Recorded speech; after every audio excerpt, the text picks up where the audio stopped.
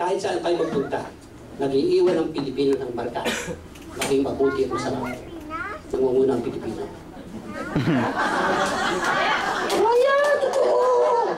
Aba, tatawa-tawa kayo, Pilipino rin kayo. Abay, tanong mo nga sarili nyo nga. Abay, ako nagpunta ng Rome sapagkat I've been to 34 countries around the world. And that's documented po yan. Sapagkat mahilig po ako talagang magkukuhan. Nung kami po naging ambassadors of goodwill for 3 consecutive years, nakalibot po ako ng 34 countries around the world.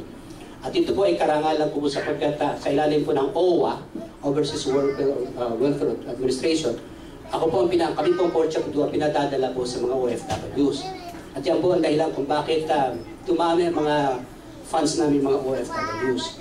At doon ko nakikita kung gaano kagagaling ang Pilipino. Doon ko nakita kung paano sila nag-iiwan ng mga marka. Sa Rome lang ang sulat, Fred was here. Alam niyo ng Pinoy yun.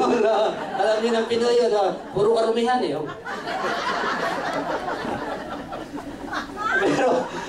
Pero kahit gano'n nakikita natin. No? Tayo mga Pilipino, sinasabi ko yan, pinakamasarap na mag-perform sa mga Pilipino. Tinatanong sa akin, pag ito sa Pilipinas, Chubby, who are the best and worst na audience mo? Pilipinas! Tatanong ka ba? Di ba? Bakit mo naman nasabi? Eh, kapag ang Pilipino naging-entertain mo, pag wala kang sinabi, kahit magtutuwag ka rin, hindi ka papalakpakan. Hindi ka mukha ng mga puti, di ba? Meron silang complimentary, wow! Did you like it, no? Pero mapalakpak. Kaya dito, pag Mariosi, maganda pa po si Sulit. Laging may challenge eh, kapatid, di ba? Eh, mas guwapo pa ako dyan. Si Piolo, habigan kami ni Piolo. Good. Di ba? Laging may challenge. Sila Pinoy.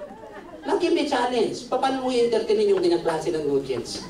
Dahil lagi na lang, sus, Mariosi, guwapo ba yan?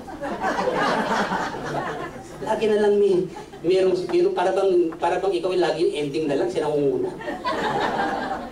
Pero, natutuwa naman ako sa kabila niya, pumasa ang Portia Kudua.